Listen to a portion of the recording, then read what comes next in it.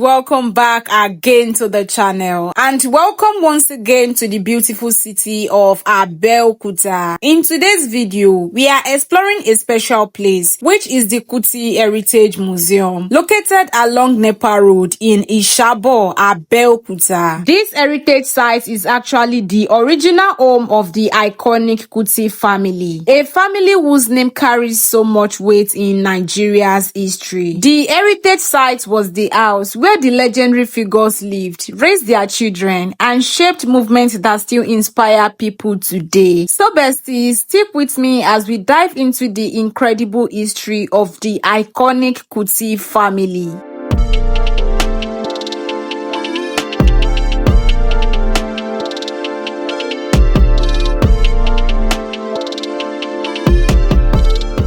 Alright besties, we are now at the Kuti Heritage Museum. This building is preserved as a museum, allowing visitors to walk through the same spaces that shaped some of Nigeria's greatest minds. From Funmilayo Ransome-Kuti, the fearless activist who challenged colonial authorities, to Reverend Isabo Ransome-Kuti, who championed education in Abeokuta, to the world-famous Fela Anikulapo-Kuti, the king of Afrobeat. This home witnessed their stories, their struggles, and their victories. So before the tour begins, there is an entry fee of 2,000 naira per person. Once you make your payment, the tour guide steps in and take you through. So besties, stick with me as we step inside this historic family home and explore the powerful history behind one of the most influential families in Africa. Welcome to the Kuti Heritage Museum. This used to be the residence of the Reverend Isabo Ransome-Kuti and his wife, Funmilayo. We have a brief history written out for tourists. Let me summarize. Isabo Ransome-Kuti was born April 30, 1891 to the Fela Anikulapo-Kuti Ransome-Kuti, who was an Anglican minister, a teacher, and a musician. He went to Abeokuta Grammar School.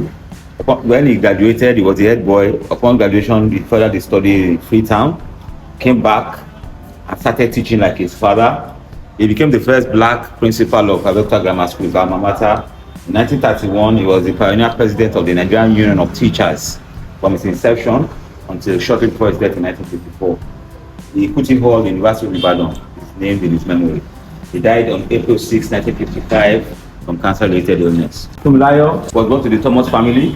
She also attended Abeokuta Grammar School in 1914 when it became a mixed school.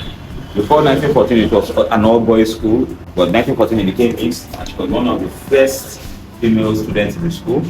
In 1919, she furthered her studies in Wincham, that's in England, but the racism she witnessed over there made her come back to Nigeria and drop all her English names, Francis Abigail, as well as stop wearing Western attire.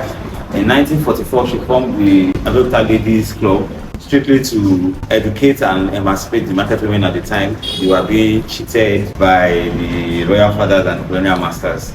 The Abeokuta Ladies Club later became the Abeokuta Women's Union, a bigger version of her vision. In 1946, she was the only female member of the pre-independence delegation that went to negotiate Nigeria's constitution. She died in 1978. So that's a brief history of the two of them. Let's move on. Here we have the Ransome-Kuti family tree. Like I mentioned earlier, Israel is the son of Josiah Ransome-Kuti. He was an Anglican minister, a teacher, and a musician. His son followed in his footsteps, becoming an Anglican minister, a teacher, and a musician. He married Funmilayo, who dropped these names from the Thomas family, and they gave birth to 4 children: Oludolupo, Olikoye, Olufela, and Pekolari. Here we have the children of each corresponding with them. This is a picture of the family as at the time here. Reverend Isabo, Funmilayo, Dolu, Olikoye, Fela, and Beko. Isabo and Funmilayo got married on the 20th of January 1925, and these are the birth and death dates of the children, with the firstborn being the last to die and Fela being the first. Here we have a picture of Israel and his father when they were both serving ministers in the Anglican Communion. Their passion for music made them to translate a lot of English hymnals into Yoruba as well as composed so many songs, but this is their most famous composition. This is the Egba Anthem. Okay, so they wrote the Egba Anthem. Yes, because of it, the DJ was given the Hero of Ishabi on 2023. Lórí òkè àti pẹ̀tẹ́lẹ̀, ibẹ̀ la gbé bí mi sí o, ibẹ̀ la gbé tọ́ mi dàgbà o, ilẹ̀ òmìnira. Èmi ó fa Abeokuta ṣògo, n ó dúró lórí Olúmọ, máa yọ̀ lórúkọ Ẹ̀gbá o, èmi ọmọ Lísàbí, máa yọ̀ o, lórí Olúmọ, máa yọ̀ o, lórí Olúmọ. Abeokuta Grammar School. It was founded in 1908 by the missionaries. In 1914, it became a mixed school. By 1914, when we became a mixed school, Israel was the head boy. He finished from there, and you know that story already. He came back to become the first black principal there, and during his time as a principal, we have some of the notable people that went to the school. Like Wole Soyinka, Beko, Fela Anikulapo-Kuti, who used to be the former Oni of Ife. Yes, Tunde Kilani, Funmilayo, and also other people. Did you go to Abeokuta Grammar School? No. Okay. Here we have pictures of Israel with his staff, the entire staff. This is when they are still under the missionaries. This is Israel and his wife and his children, the students that stayed in his care. Because Abeokuta Grammar School being a prestigious school, a lot of people from outside Abeokuta came to the school.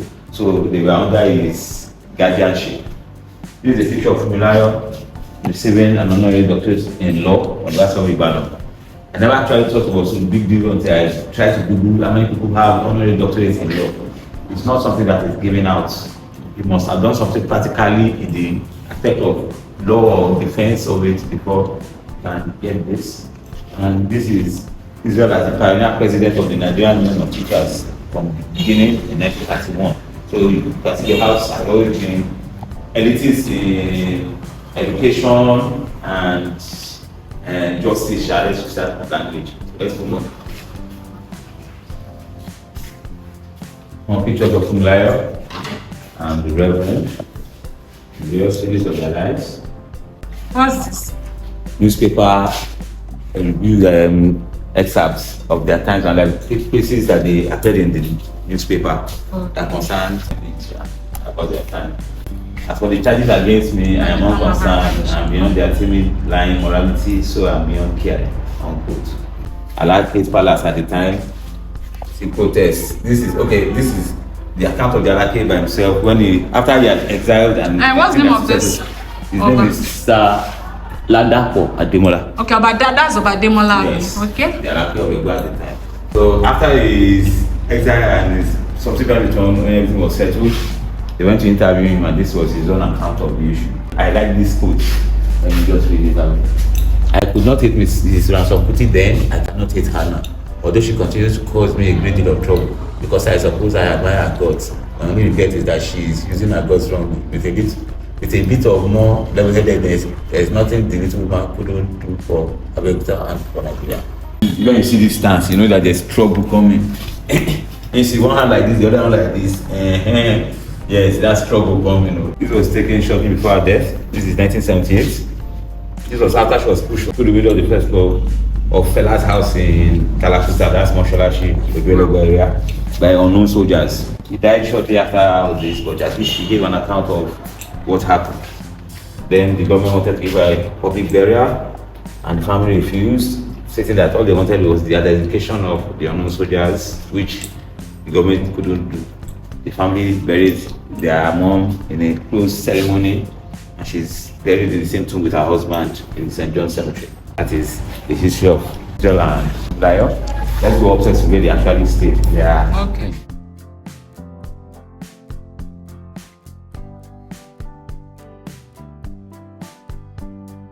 Where's this area? Downstairs was basically a public zone. If it wasn't being like a church fellowship, it would be the Abeokuta Ladies Club meeting or training, ABC, or even at primary school when it started there before they now got their site and around the road. So downstairs has always been a public place. So upstairs the family will stay. The room.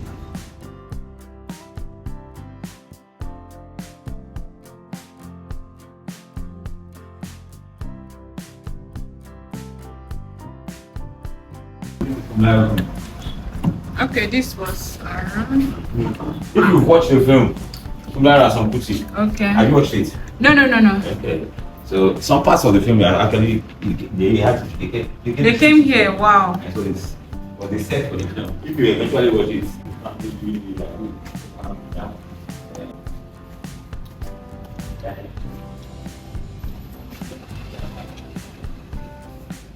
dining room, sitting room, TV.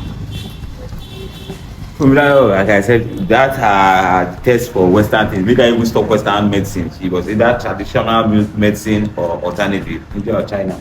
That's why we have so many jars. So let's move on. Kitchen. Okay, this is the kitchen.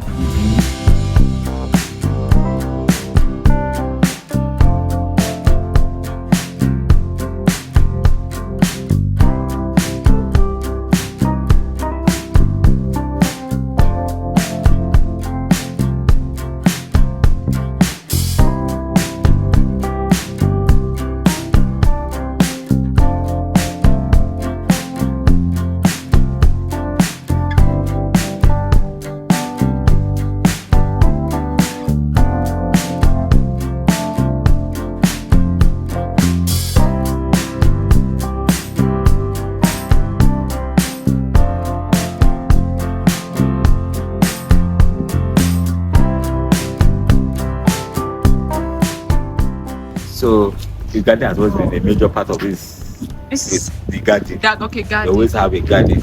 Baba will sit at the reading is by the evening or under the bamboo. You saw that picture?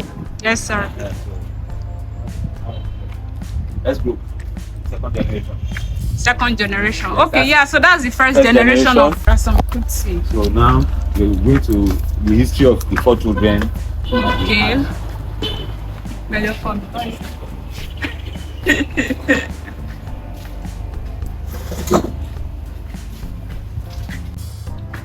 So this is the second generation. Four children that are being back in this house.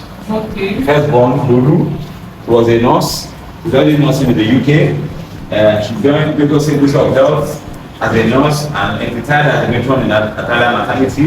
She had two children. Unfortunately, Francis, her firstborn, died in 1997 shortly after the death of Fela.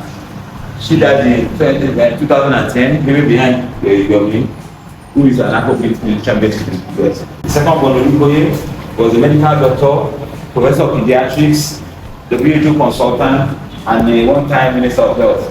The family care scheme in Nigeria is founded by him. He died on the 1st of June 2003, leaving behind Dr. Ngoye and Isabo. There are pictures of him in various times. This is when he was Minister of Health under Ibrahim Babangida. This is him with his body, the former on the they were the same set in Akumba. Third is Fela Anikulapo-Kuti. You know that it's not ransom. You know that it's not ransom. That is, in his realization, he stated that the name ransom was a slave name given to his father's father's father. And he was born a free man, they had been released. He had no reason to be bearing a slave name. He turned it colonial mentality and actually sang a song about it. So, Olufela, the third born, not particularly a very bright student, but his father was reluctant to send him abroad like his siblings further his studies. But between him and his younger brother, who was his partner in crime, they connived and made the father believe he had gained admission to study medicine while he went on to study music. He came back in 1963, joined BCUS, Broadcasting Corporation at the time, but his passion for music led him to first form the Kula Close Band, which evolved into Africa 70 and 80. What I would say in his story is that the activism of his mother he took, and the lineage of music, pedigree of music from his father, he took and fused to form what is now known as Afrobeat as a genre. The fourth one, Bekolade, was also a medical doctor, but after the incident in Fela's house, where there is more was pushed, because he also had a clinic in the compound that was burned to the ground. He shelved the practice and faced the campaign for the defense of human rights, NADECO, and other active groups for the rights of the masses. That is his own legacy. He died on the 10th of February 2006.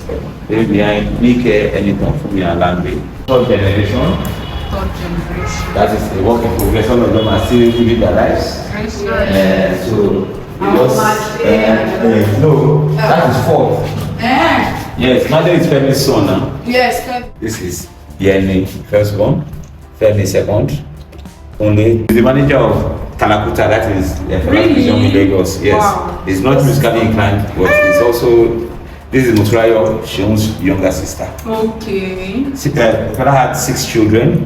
One is late, and 2 are not into the media. Okay. That is Shalewa and Funmilayo. We don't have Shalewa's picture here. Really? This is Femi at Fela's last post. It's Ogun State. Yeah. He was one that actually had enough time to play with his father. Jim was much smaller back then.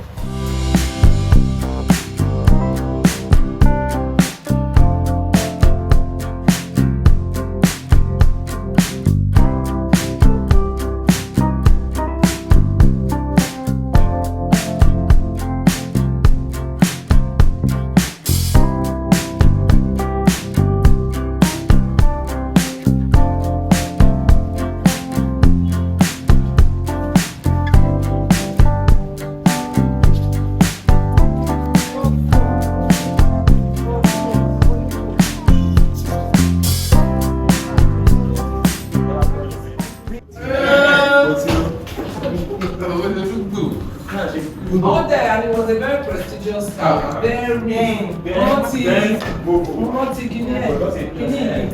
this headdress.